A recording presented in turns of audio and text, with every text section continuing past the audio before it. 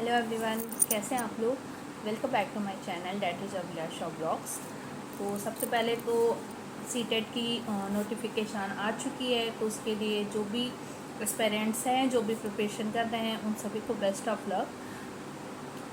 अभी 25 अक्टूबर से अप्रॉक्स 25 नवंबर तक आपकी एक महीने की उन्होंने टाइम पीरियड दिया हुआ है फॉर्म को फिलअप करने का। TCS जो है वो इस ऑनलाइन पेपर को कंडक्ट करवाएगी। और जैसा कि आप सभी जानते हैं कि इस टाइप बैंक का, रेलवे का, SSC का हर सब पेपर चल रहा है, स्पेशली बैंक के चल रहे हैं, RRB के, SBI के, IBPS के। तो इस वजह से थोड़ा सा TCS का शेड्यूल बिजी था, क्योंकि ऑनलाइन एग्ज़ाम जैसा कि आप लोग को पता होगा TCS ही लेती है, कंडक्ट करवाती है। तो अभी उनकी कुछ दिनों पहले, दिवाली के 1-2 दिन पहले नोटिफिकेशन आई थी कि 25 अक्टूबर से 25 नवंबर तक आप फॉर्म फिल कर सकते हैं। जहाँ तक पेपर के चांसेस है, दिसंबर लास्ट वीक से जनवरी लास्ट वीक तक पेपर होने के चांसेस है, क्योंकि फरवरी में वो रिजल्ट दे देंगे। तो आप लोग जो भी सीटेट के फॉर्म भरने वाले हैं, अपना फॉर्म भर दीजिए और प्रिपरेशन स्टार्ट कर दीजिए। और आज मैं लेके आई हूँ आपके पास MG KVP B.Ed 3rd semester की मेरी साइंस टीचिंग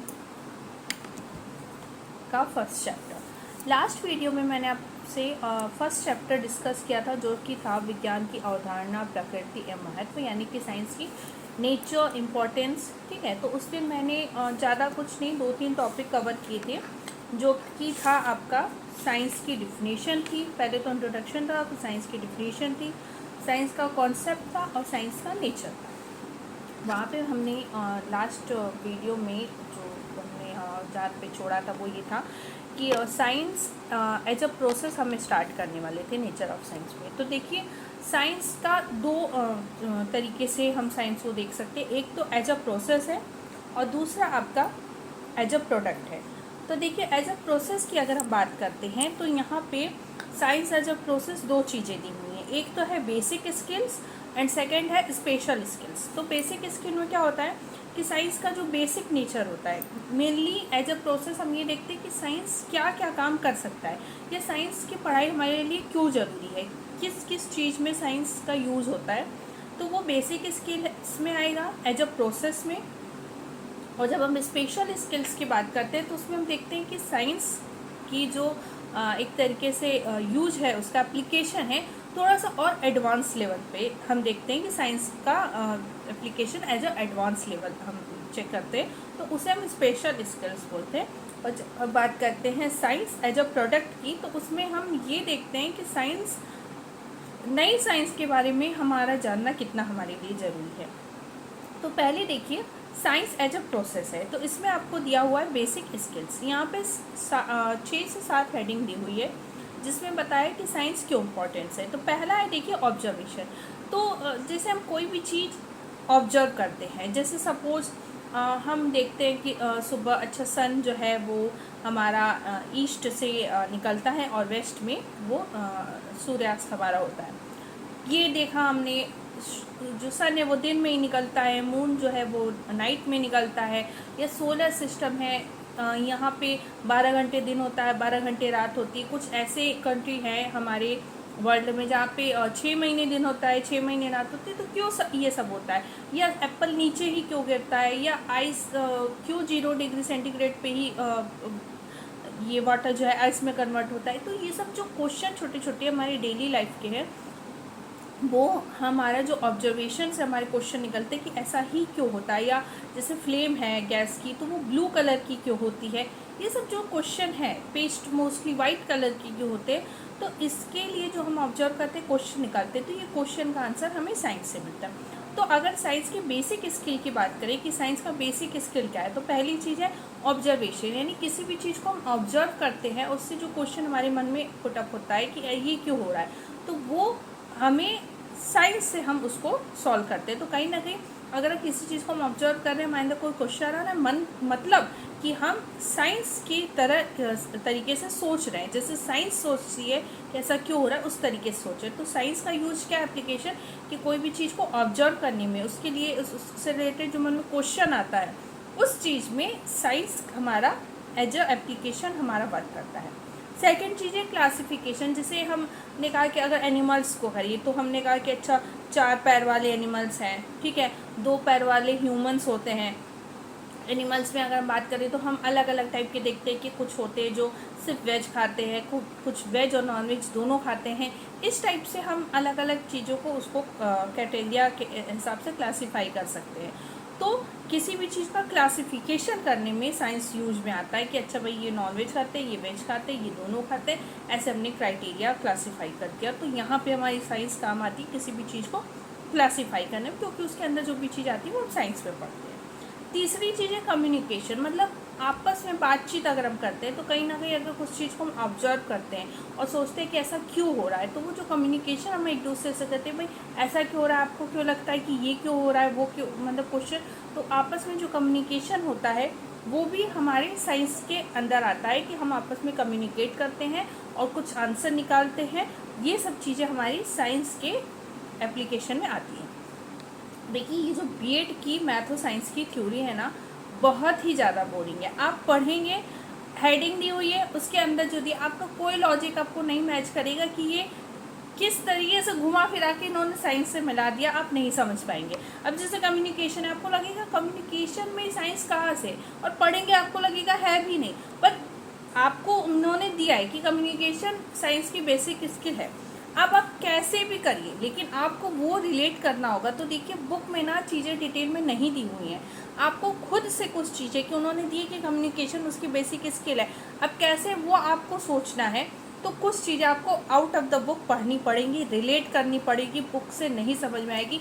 इसलिए फर्स्ट और सेकंड सेमेस्टर फिर भी इजी था, ये सेमेस्टर जो है ना मैथ और साइंस की टीचिंग बीएड में, इसमें बुक में जो दिया है वो आपका जिसको कहिए सफिशिएंट नहीं है।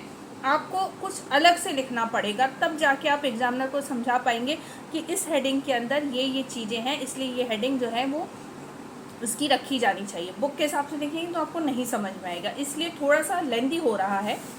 अब जैसे देखिए है नेक्स्ट मेजरमेंट। अब जैसे हम मिल्क लेते हैं लीटर में, कोई भी सामान लेते हैं किलोग्राम में, लेंथ मेजर करते हैं मीटर में, तो ये सब चीज़ें जो मेजरमेंट है ये भी हमारी साइंस का एप्लीकेशन है। फिर है एस्टिमेशन, अनुमान लगाते हैं, जैसे कुछ चीज़ों को मेजर नहीं कर पाते। जैसे हमें कोई सामान सपोज दिया, अब हमें पता नहीं कि ये 1 kg है, हम अप्रॉक्स अनुमान लगाते कि मतलब लग रहा है 1/2 kg से थोड़ा सा ज़्यादा है। ये दूध, अच्छा हमने देखा है कि मेरा जो पतीला है उसमें चलो 1 लीटर दूध यहाँ तक आता है, तो इससे नीचे है तो मुझे लग रहा है कि 1 लीटर से थोड़ा सा ही कम दूध है। तो ये एस्टिमेशन जो होता है कि एग्जैक्ट वैल्यू नहीं पता, हम एस्टिमेट कर रहे हैं, वो भी हमारा साइंस का एप्लीकेशन है। फिर है प्रिडिक्शन, कोई भी चीज़ अगर हम पहले से थोड़ा हम अनुमान लगाते हैं, जैसे अगर हम बोलते हैं कि अच्छा ये चीज़ हो रही है, या कोई भी चीज़ से रिलेटेड, जैसे मैं बोल रही हूँ कि अच्छा वाटर जो है ना वो 100 डिग्री पे बॉयल होता है, तो मिल्क, तो मैं सोचूंगी कि मिल्क में भी वाटर तो कहीं ना कहीं ऐड होता ही है, तो मुझे लगता है कि प्योर वाटर नहीं है पर मिल्क में थोड़ा वाटर तो मिल्क में भी है, तो ये भी 100 डिग्री के आसपास ही बॉयल होना चाहिए। तो ये हमारा प्रिडिक्शन जो है, वाटर हमारा साइंस से हम देख रहे हैं कि साइंस को यूज करके कि हमने देखा कि वाटर 100 डिग्री सेंटीग्रेड पे बॉयल हो रहा है, उस साइंस को यूज करके हम ये सोच रहे हैं कि अच्छा जो मिल्क है हमारा इसमें भी वाटर है, तो ये भी 100 के आसपास ही ये भी बॉयल होगा। तो जो रिलेट कर रहे हैं और अनुमान लगा रहे हैं, प्रिडिक्ट कर रहे हैं, ये भी हमारा साइंस का एप्लीकेशन है। फिर है कंक्लूजन, किसी भी चीज़ का हम कंक्लूजन निकालते हैं, जैसे अच्छा हमने चेक किया, थर्मोमीटर लगा दिया मिल्क में और हम चेक कर रहे हैं कि कब वो बॉयल हो रहा है। अब हमें एग्जैक्ट पता चल रहा है कि इतने डिग्री सेंटीग्रेड पे हमारा मिल्क बॉयल होना स्टार्ट हो रहा है। तो ये जो कंक्लूजन था ये भी हमारा कहीं ना कहीं साइंस का ही एप्लीकेशन था। तो ये इसकी बेसिक स्किल्स हो गई। देखिए आपको हेडिंग याद करनी है, आपको अपने मन से बना के लिखना पड़ेगा। बुक में 2-3 लाइन जो दी है ये आपकी सफिशिएंट नहीं होने वाली है। मैं ट्राई कर रही हूँ कि मैं आपको और डिटेल में बुक से और ज़्यादा समझा सकूँ, तो अगर कहीं भी कुछ आपको लगेगा प्लस माइनस तो प्लीज़ मुझे बताइएगा कमेंट करके, क्योंकि मैं अपनी तरफ से ट्राई कर रही हूँ कि बुक में जो दिया उससे मैं थोड़ा ज़्यादा अच्छे से आपको एक्सप्लेन कर सकूँ। फिर देखिए यहाँ पे स्पेशल स्किल्स दी हुई है 5। तो स्पेशल स्किल्स में क्या होती है, नॉर्मल स्किल जो होती है बेसिक स्किल वो साइंस की हमें बताती है कि एक जनरल उसकी एप्लीकेशन की क्या है डेली लाइफ में। स्पेशल स्किल्स क्या होते हैं, थोड़ी हाई लेवल पे साइंस का एप्लीकेशन। जैसे देखिए, पहला है identification and control of variables. तो कोई कोई चीज़ें होती है, कुछ वेरिएबल एक दूसरे पे डिपेंड करते हैं, तो उस चीज़ को फाइंड करना कि ये वेरिएबल सिर्फ खुद पे नहीं, बाहर की चीज़ों पे भी डिपेंड कर रहा है, उसको फाइंड करना, और जिस पे वो डिपेंड कर रहा है उनका आपस में रिलेशन बनाना, ये हमारा स्पेशल स्किल्स होती है साइंस की। जैसे अगर हम कुछ देख रहे हैं कि सपोज़ मैंने देखा कि अच्छा जो फ्रिज में ये वेजिटेबल्स हम रख रहे हैं तो कुछ दिनों तक ज़्यादा चल रही है, तो मुझे लगेगा अच्छा चलो मैं फ्रूट्स रख के देखती हूँ वो कितने दिन तक चल रहा है। तो इस तरीके से मैं चीज़ों को रिलेट कर रही हूँ कि अच्छा मतलब फ्रूट्स है, वेजिटेबल्स है, ये सब क्या है कि मतलब ऐसी चीज़ें जो 2 से 3 दिन में ख़राब हो जाती है। तो अगर वेजिटेबल्स इतने दिन तक ठीक रह रहा है तो फ्रूट्स भी हो सकता है। कुछ फ्रूट्स रह लेते हैं, कुछ नहीं, फ्रिज में भी ख़राब हो जाते हैं जल्दी। तो ये चीज़ें एक दूसरे पे डिपेंडेंट हो रही है, वेरिएबल्स एक दूसरे पे डिपेंडेंट हो रहे हैं, उसको हम फाइंड आउट कर रहे हैं। ये भी हमारा साइंस का एक एप्लीकेशन है, लेकिन ये थोड़ा हाई लेवल का एप्लीकेशन है। सेकेंड चीज़ है हाइपोथेसिस फॉर्मेशन। देखिए, प्रेडिक्शन क्या होता है कि एक अनुमान लगाना।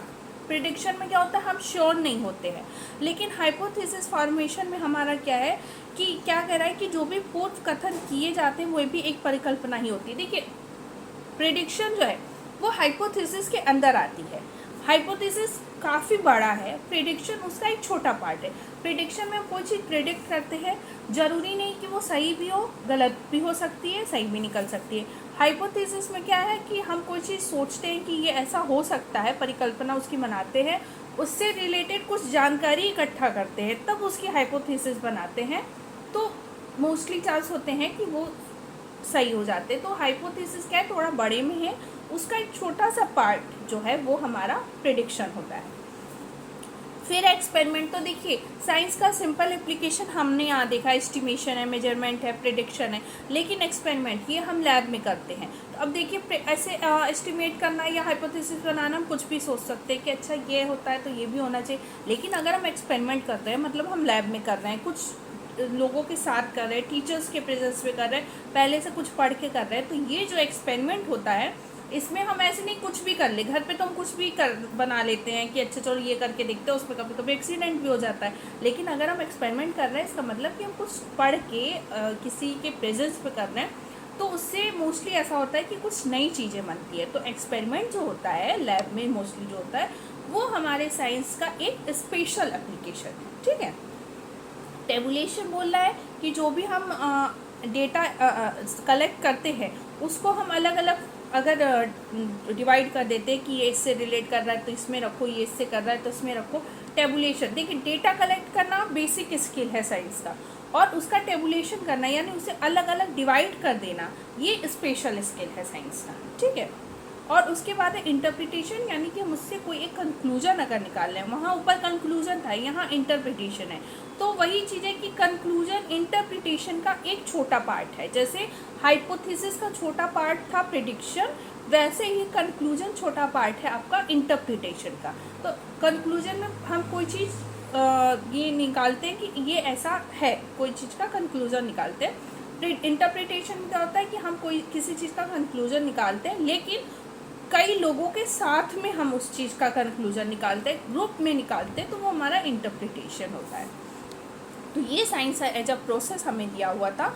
तो आज मैं इस वीडियो को यहीं पे ख़त्म कर रही हूँ। नेक्स्ट क्लास में मैं अपनी आपको बताऊँगी साइंस एज अ प्रोडक्ट की, या मैं 1-2 मिनट में आपको बता देती हूँ, उसमें ज़्यादा कुछ नहीं, 5-6 लाइन का दिया हुआ है कि साइंस एज अ प्रोडक्ट में क्या होता है कि एज अ प्रोसेस तो साइंस का जो एप्लीकेशन है हम वो पढ़ते हैं, लेकिन एज अ प्रोडक्ट में हम क्या पढ़ते हैं, एज अ प्रोडक्ट हमें ये बताया गया है कि साइंस में जो भी नई नई चीज़ें इन्वेंट हो रही है उसके बारे में भी हमें जानना चाहिए। अगर हम उसको जानते हैं, नई चीज़ें जो इन्वेंट हो रही है उसके साथ टच में बने रहते हैं, अप टू डेट रहते हैं साइंस की फील्ड में, तो ये हमारा चीज़ जो है ये हम साइंस एज अ प्रोडक्ट हम इसे बोलेंगे। तो इसके लिए क्या बोला है इन्होंने नेक्स्ट पेज में कि इसके लिए क्या टीचर्स हैं या जो भी बुक को पब्लिश कर रहे हैं, पब्लिशर हैं, उनको जो भी नई नई लेटेस्ट चीज़ें साइंस में हो रही उसको बुक में अप टू डेट करते रहना चाहिए। साइंस देखिए क्या है कि वो अप टू डेट रहने वाली स्टडी है, ऐसा नहीं कि जो 20 साल पहले हो रहा था उसे ही पढ़े, क्योंकि साइंस में हर साल कुछ ना कुछ नया इन्वेंट होता रहता है। साइंस हिस्ट्री नहीं है, साइंस साइंस है, उसमें कुछ ना कुछ खोज हर समय चलती है।